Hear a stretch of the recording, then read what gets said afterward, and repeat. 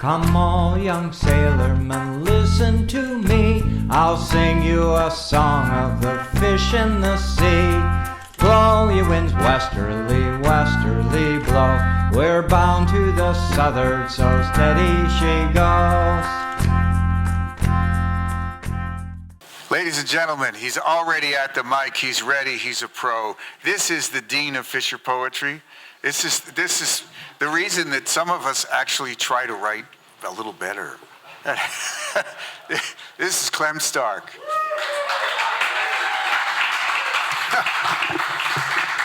Well, thank you, Brad. With an intro like that, I probably should duck out the back door. So, as some of you know anyway, I am not a commercial fisherman.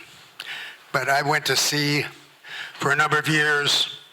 I sailed with the Seafarers International Union, the SIU.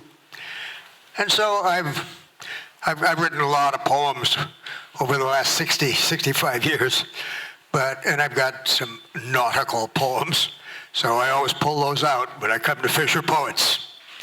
So here's some sea stories, 3 little short poems. This first one is called On a Freighter Leaving Newport. 37 degrees on the inclinometer. Crossing the bar, that old Victory ship rolled so far over on her side. The pilot, a portly man, climbing down a rope ladder to the launch that would take him ashore, looked like a crab scuttling backwards, a tiny figure on a huge teeter-totter. But the ship righted itself. The pilot leaped aboard his launch, and we proceeded south along the coast, 1,000 miles, Yaquina Bay to Port Hueneme to top off our cargo, before heading out again across open waters to the war in Southeast Asia. On a freighter leaving Newport.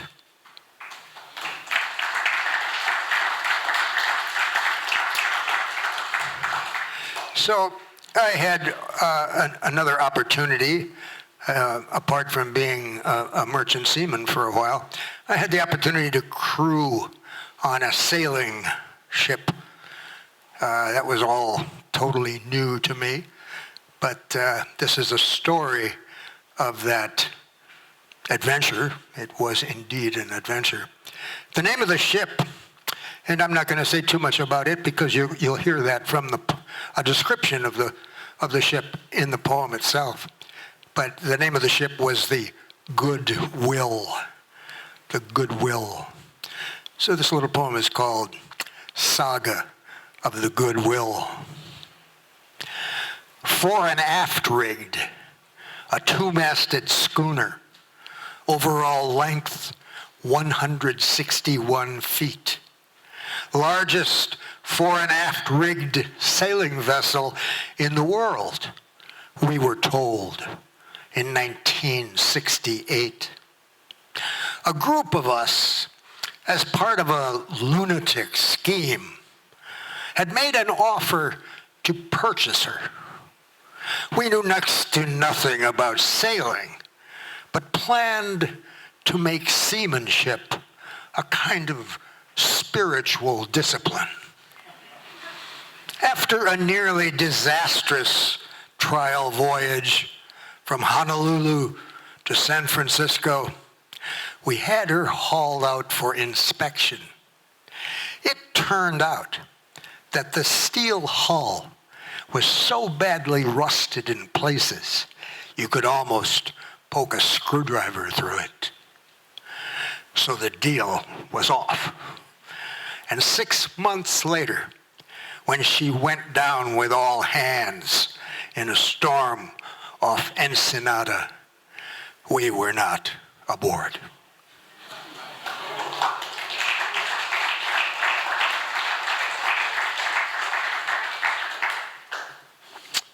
So here's the third of these three sea stories. Many of you perhaps know of the Canadian singer-songwriter Stan Rogers.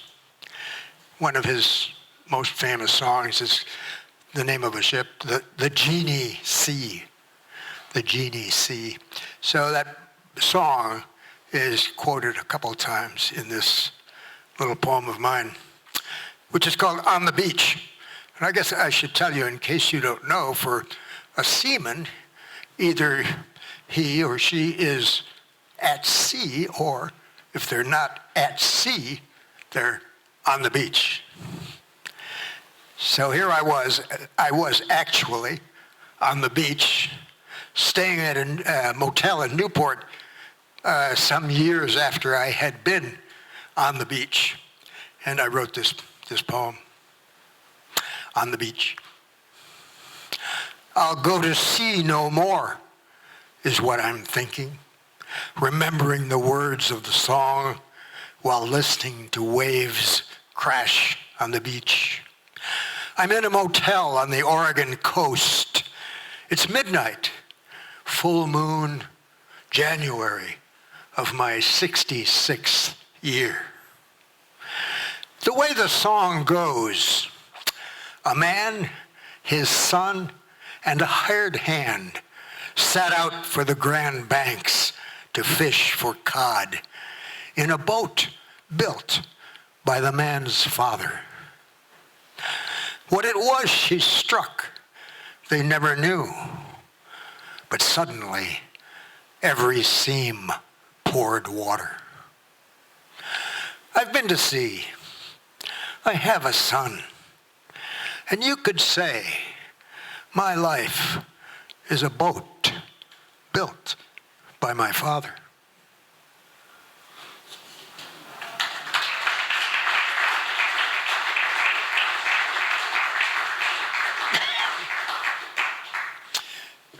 So this next poem is called Snatch Blocks, Curve Balls. You all know about a curve ball, but in case you don't know what a snatch block is, just think block and tackle. Snatch block is a particular kind of block. Snatch blocks, curve balls. When a worn snatch block in the rigging broke loose, it struck me square in the chest with such force it nearly knocked me overboard. A few inches higher, it would have done damage to my physiognomy. When my wife was diagnosed 4 years ago, it also caught me by surprise. But fortunately, it's not like I'm some rookie just up from the minors who can't handle a major league curveball. All will be well is the mantra I keep repeating. And if not well, then at least over. Like the Russian said, sure, life is tough, but fortunately short.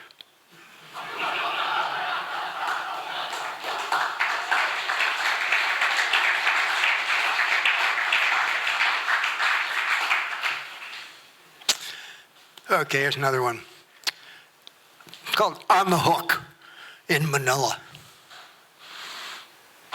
Riding at anchor in Manila Bay after 10 days at sea, watching the moon rise over the city sparkling below. The four of us, Mike the oiler, Jake, and Crazy Bob and I, a scruffy bunch, are at the rail, midships, waiting for a launch to take us ashore. Although in no way could we be said to resemble the four celestial worthies, much less the equally venerable four perfected lords of wool. The four of us gaze shoreward, half convinced that every bar girl on the waterfront will find us irresistible.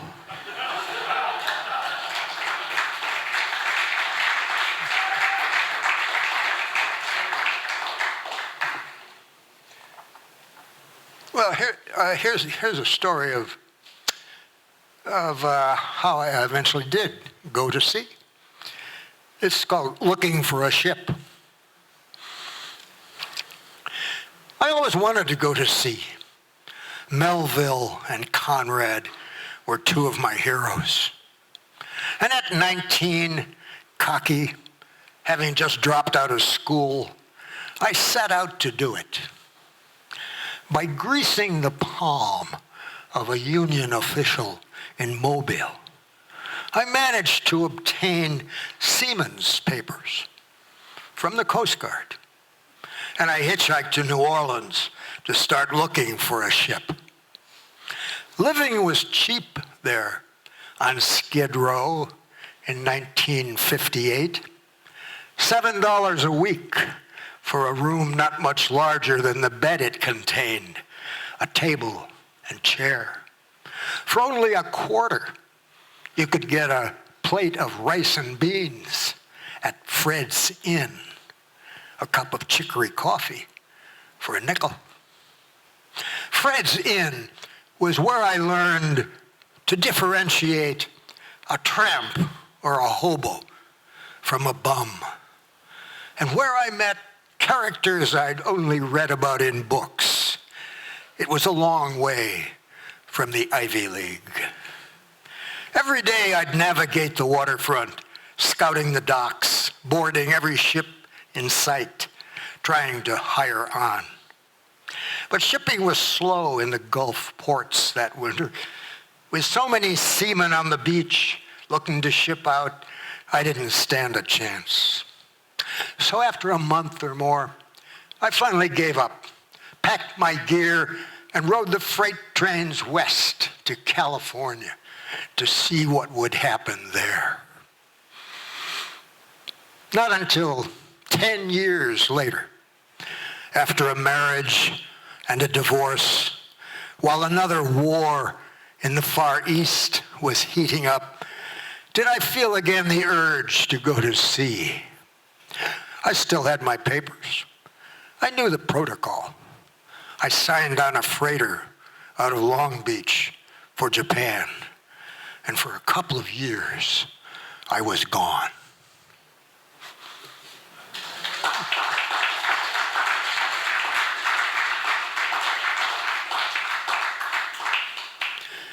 Well, a few newer poems that are not nautical poems, but I'll finish up with these. So, I am not a football fan, but I did play football in high school. So this is a football poem, I guess we can call it. It's called Afternoons Roughing It Up with Sammy Accorso. Going up against Sammy Accorso, afternoons during scrimmage was no picnic. He was a bruiser, first team all-city tackle 2 years in a row. Rugged, pugnacious, built like a tank. His elbows were a pair of sledgehammers. I was out of my element. I had to pretend to be tough.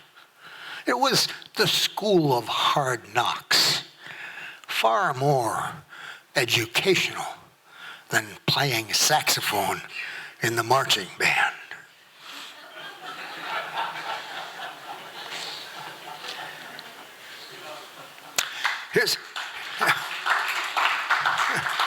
Thank you. Here's a little short poem. This is a real short poem, so you have to listen carefully or it'll pass you by.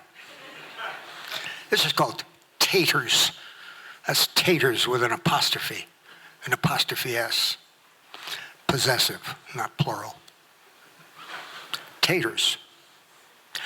Country music and bacon are on the menu at Taters Cafe. as well as a Denver, a Western, or a Florentine omelet. I go there sometimes when I'm feeling low. It's surprising what a 3-egg omelet with hash browns and whole wheat toast will do.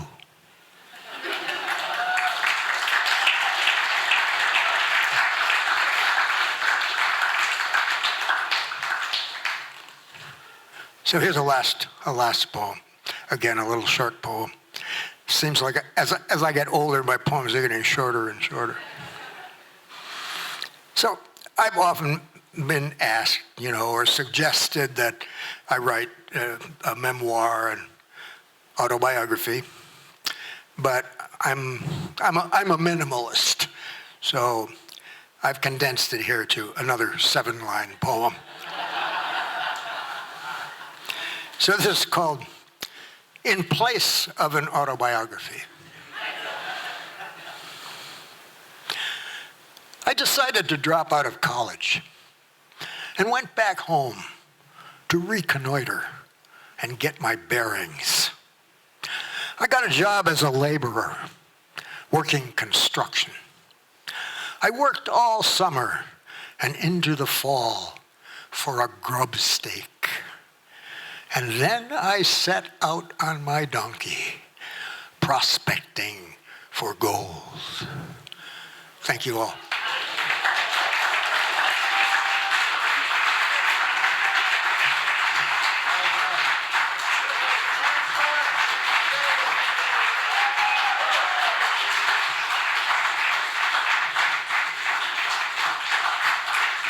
All right. Do we have Scott McCallister? You're up. And Scott, where are you from? I'm from Juneau, Alaska. All right. I'm the same fisherman. Yeah. Welcome to the show. Have you been before? Yes. Oh, yes. All right. Well, I've presented 3 years, and I sat and watched 1 year and decided I've got to do this. Go for it. It's been good. Yeah. Good. Yeah. Well, the mic is yours. Scott Thank you, Brad. McCallister. Okay. Mr. John Lee, come up here and help me in a little bit. But for now, thank you, Brad. I remember Brad from way back when I was a very young man in the commercial fishing business. You get all the trade rags and you read them and you devour them and you dream about the boat you might have someday and you read all the fluff and see the advertisements, and then there's an editorial. And Brad's editorials were the ones that I read. And since then, they've gone downhill. So anyway, that's, thank you, Brad. And I didn't make the connection that this was the Brad Warren and that was the same Brad Warren until just tonight. So anyway. Okay, I am Captain Scotty McCallister. I'm a purse seiner from Juneau, Alaska. And, well, this is my nostalgia set. The colors of the sea blind your eyes with trembling mermaids, and you touch the distant beaches with tales of brave Ulysses, how his naked eyes were tortured by the sirens sweetly singing, and their sparkling waves are calling you to kiss their white laced lips. That was penned by Martin Sharp and put into rock and roll by Eric Clapton in 1967. I was a freshman in high school in 1967. 2 years later, I kissed those white lace lips crossing the Tillamook Bay Bar out of Garibaldi, Oregon on a troll boat.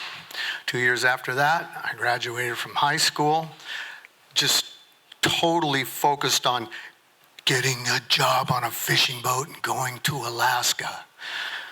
I hitchhiked to Seattle. I set up camp under a massive ancient old willow tree, right set on the water along the Washington Lake Ship Canal. And it's in a neighborhood that used to have shipyards. It had docks, and it was the headquarters of the largest canning company at the time in Alaska. And there I was, camped under that tree, and I walked around. See, I walked to Ballard and back. This is on East Lake Union, if you're familiar with Seattle. Anyway, I eventually landed myself a job on a boat called the SJS. Now, Sheldon Jackson School is a school in Sitka where it was built as a high school shop project. And we nicknamed it Sink, Jump, or Swim.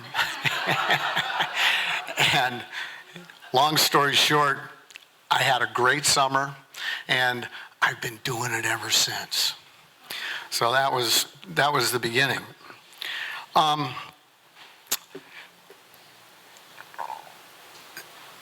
Since then, there have been leagues of water passed beneath my keel.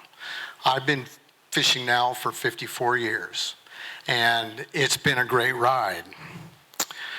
From seining squid at the Mexican border to fishing herring at the edges of the Bering Sea ice pack, we've had a great ride doing it. Anyway, occasionally in my travels between these two extremes, I would stop and spend time with my old friend Willow, because it was on a little park that never got used. It was right on the water, and it was just a great place to drink my morning coffee or have a sandwich in the afternoon as I was passing through. A few years back, I stopped to pen this poem. A willow by the water, old friend of mine. Foliage weeping in the wind, shedding rain to the fishes. Today I sit beneath you, their sinner. The rustle of your canopy so familiar in the wind.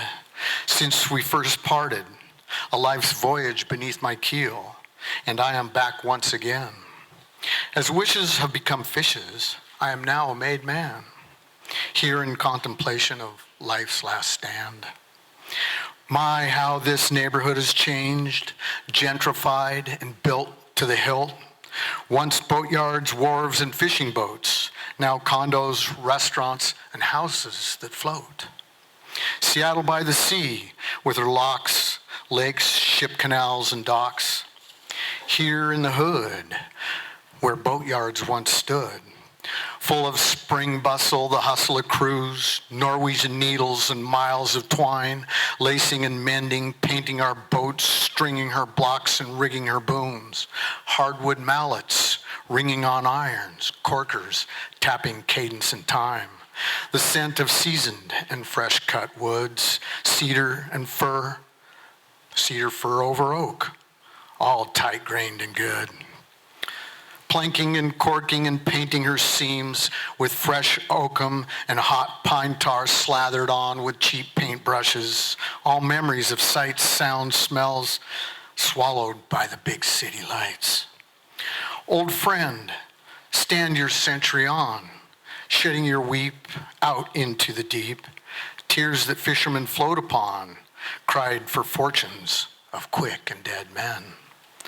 Us just a stitch in time and you so old. Tears for men of the sea sent to their hereafters, wherever that may be. Young and old, weathered and greened, crushed, broken, frozen or drowned. And tears of joy for long-lived men of success, failure, good luck, and disaster, survivors of the fishes upon their waters. We should all be so lucky to return to our lands and die in our beds with the ones we love, comforting words said, then on to our Valhallas. May all that sit beneath your pine and those that fish upon your shed turn their wishes to fishes and their fishes to wishes until the days that we are all done. And you, willow, weep on. Oh, willow, weep on.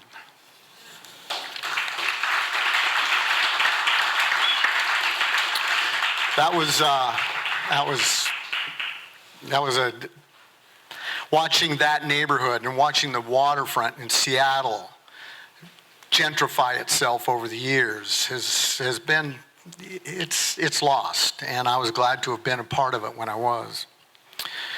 I first read that poem in 2019 at Fish Expo in Seattle. And after my reading, I went to visit my old friend. And there, at the park entrance, it was rotting in a heap.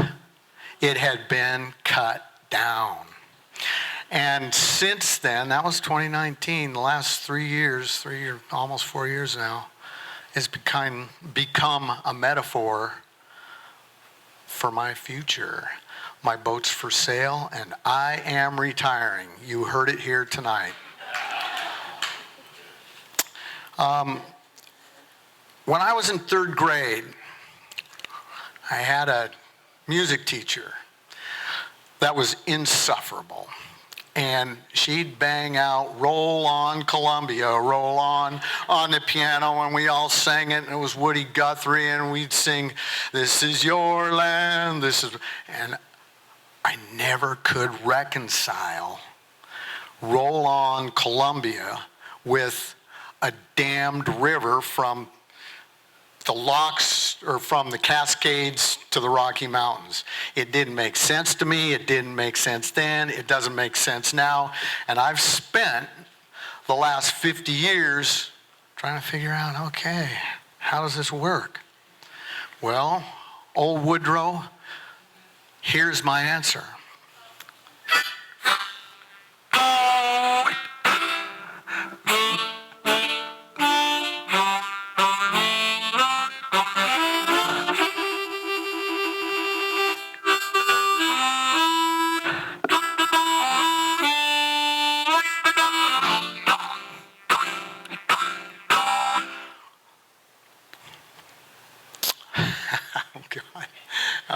Yeah, babe.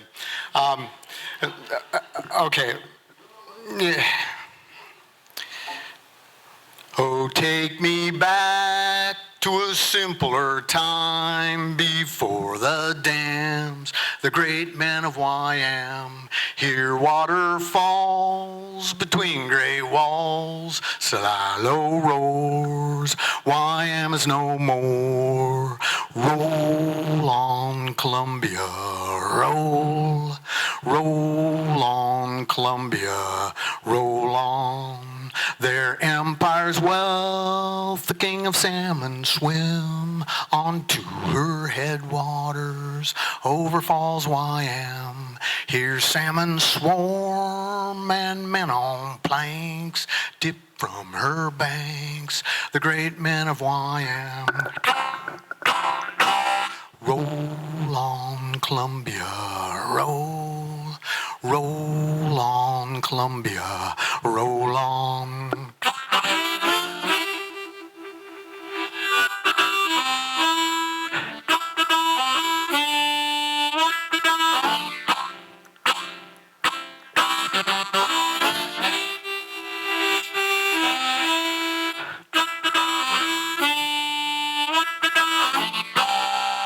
From the east they came, the fur men to trade, crossroads at the river, they bartered, gambled, and stayed, and then they built that dam, the pride of modern man. They drowned Celilo's roar, YM is no more. Roll on, Columbia, roll, roll on, Columbia, roll on. So take me back to that simpler time before the dams, the great men of YM.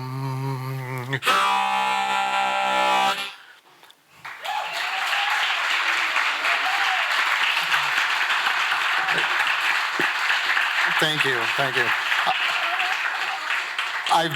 I've been asked about the YM reference. We all know what Celilo Falls, where Celilo Falls is and what it meant. There were on either side of the river, it was a Sahaptin native language on the south side and a Salish on the north side. And the north side were I believe it's the north side, the Salish language. It's YM is a reference to water falling on rocks or roaring water or water echoing in the canyon. It's, you read definitions or try and define native language, and sometimes it comes in a variety of answers. So anyway, all right, king salmon. All right, there are a multitude of king salmon genetics. I don't want to call it different breeds or anything. Specific to their headwaters and their life, the environments that they were spawned in and migrated to and from the sea. And this has all changed since the dams. It's all changed since white man inundated the West Coast, the Puget Sound Basin, the Cook Inlet Basin. Big maiden kings. And my dad used to call the kings that you caught in the ocean, in the winter time, maiden kings. They didn't have gonads, but 30, 40-pound kings were not rare back in the 50s, back in the 40s when my dad was growing up. And I experienced one fish once that was in that category. Anyway, we all love to catch a maiden king, and we all love the eating. Beyond that, it's just a tragedy of the commons. This one is, okay, this one is how I imagine the last wild king getting caught. Of course, it's not a commercial fisherman. All right. You can close your eyes. Just imagine a dreary, rain-soaked sea in the slot between Wooden Island and Cape Omini.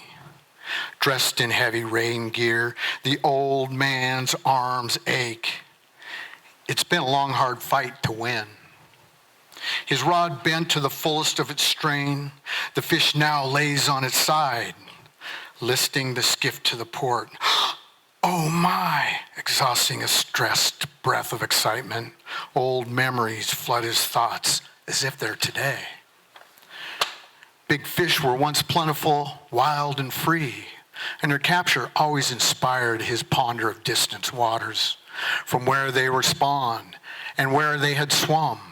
Rivers so distant from the Copper to the Columbia, Alsek, Taku, Skeena, Fraser, and Snake. So many streams inspired dreams. In waters shed from mountain valleys and inland plateaus that meander over loose gravel runs between intact riparians, through beaver ponds, backwater sloughs and braided channels, willows and cottonwoods for shade, rimmed in grass prairies and framed in tall forests. Then smolting with the spring's rush of waters, ocean-bound, over falls, rapids, and runs, on down. Soon they sulk in the brackish, and then out to sea. Eat and be eaten, planktons, zool, and Fido, fishes, sardines, squid, anchovy, and herring, cod, rockfish, daggertooth, and sharks, whales, sea lions, and seals, all feeding and growing. And now, here it is with me, one of the very lucky, very few. Oh my, look at this magnificent fish, big, thick, silver, purple its hue. It has all its fins. A plump, ripe hen? The old man looks into its eyes, 60 pounds or more, wild at fry. Is it really one? How can it be? One of the last? Oh no, the last wild king, just she and me? But oh, what a meal. Thoughts of its flesh salivate on his palate. Is it red or white? Juicy with fat, fresh off the grill, her texture so supple, flaky and fine. Grabbing his gaff, he hesitates. Gaff it or shake it. A female, soon to be full of eggs and prime. But then, What a marvelous fish on which to dine. Without a second thought, and with his rod held high, the man slides the gaff down the line to twist the hook and free the fish.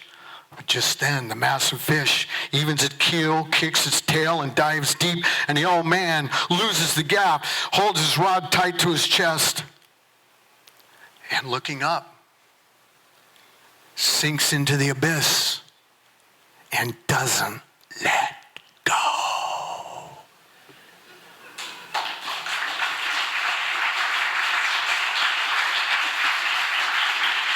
John Lee, come on up.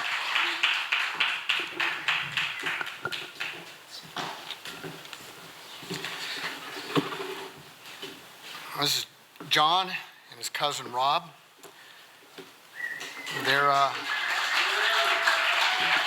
John and I go back, way back, to seaside bungalows when I was trying to get a job dragging on the Oregon coast here, but never did. I don't know, they didn't like me. But John and I had sit the shower in the bungalow I rented, they hadn't been used for a while, and there was cat shit in the corner with stuff growing out of it to a foot high. I put in a stove, and John cleaned out the one a couple of cabins down, and we became fast friends, and years later hooked up again, and here we are. So let's... The most amazing thing of our encounter together was that we hung out for a whole winter and did things like, cut wood and built stuff. And it wasn't until towards the end of the winter we figured out, I said, "What's your last name?" He goes, "McCallister." "What's yours?" I said, "Lee." And then we figured out that our dads worked together on the Oregon Journal as a photographer and as an outdoor writer. And I got those guys back together when all four of our parents were still alive. And I had just caught a fresh silver out of the Sayusala, and I had 4 dungees. And it was an incredible honor to get those 4 people to feed them, a fresh silver and some dungees. And they brought back, and it was great, they had all these memories. And the best part was, his dad brought some pictures. My dad was a photographer, but his dad brought this one set of pictures, and it had my dad at about, 30 years old. You can't imagine your dad ever being 30 years old, right? Or late 20s. And he's got his first big-ass steelhead. And you can see that head shape, that's a steelhead. And he's got this big grin on his face, and his rod's right there. And he goes, "See, John, I caught that fish. See, it's proof." And I said, "I never doubted the fish, Dad." He goes, "But no, look at the reel. The reel is snarled up. It's one of the little baitcaster." And he goes, "He always said, my reel was snarled up. I had to pull that fish in by hand." He says, "This is proof. I wasn't bullshitting." I go, "I never doubted you, Daddy." Okay, so we figured out our dads were best buddies years ago. And then my dad says, "I met a buddy of yours, John Lee." And I was going, Who? And it took me a while. And I remembered it. And then my dad was gone. So anyway, this one's going out to my dad. And this is my swan song for my career in the fishing business. Remember, you're a senior, not a stranger.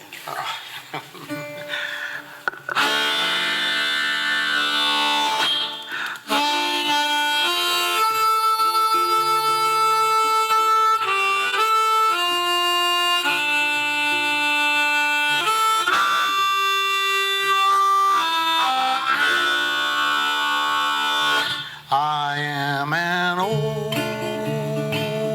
wayfaring sailor, making way on gaining seas. Though my outlook is dark and weary, peace will come in all God's keep.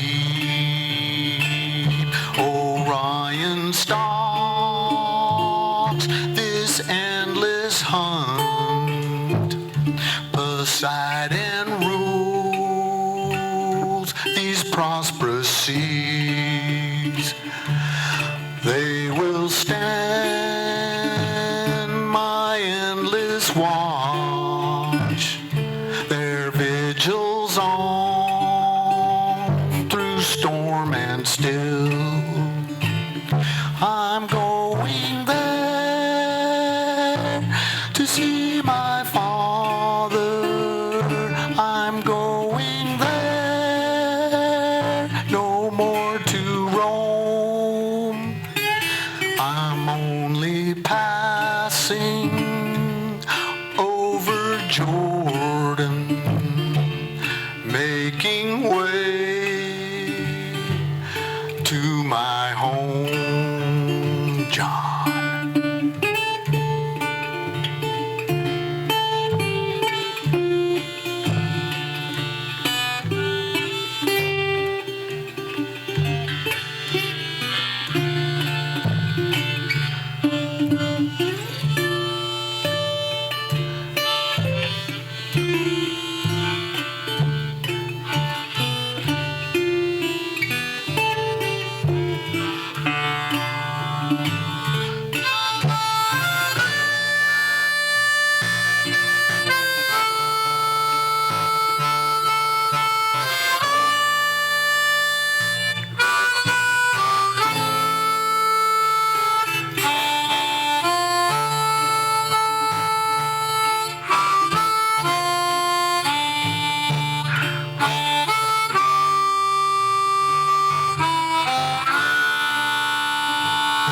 I've heard the song of the sirens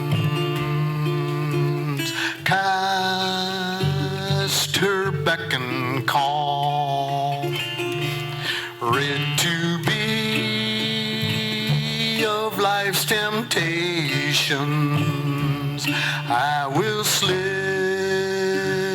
into the deep.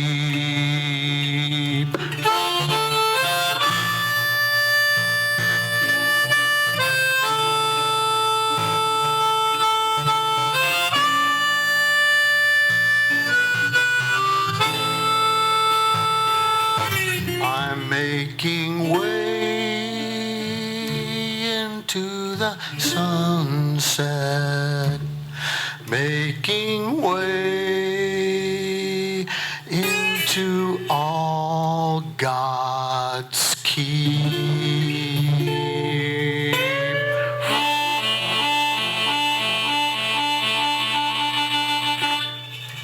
Thank you. Hey, you know, I don't see many young fishermen in the audience here. And yeah, I see a few of them in the streets and in the backs of the theaters and whatnot. But damn, it's a good life. And I know the opportunities are more limited all the time, but they are still there.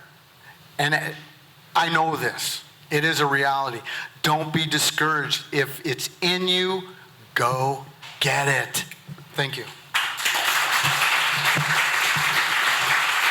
As a footnote, as a songwriter, I've been kind of coaching Scotty through this process sometimes, and we're trying to get him to say the word Poseidon and not lose a beat. And he said, how do I do that? And I said, Neptune. Only got 2 syllables.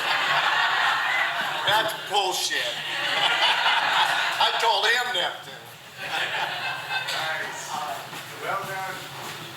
Scotty McCallister, ladies and gentlemen.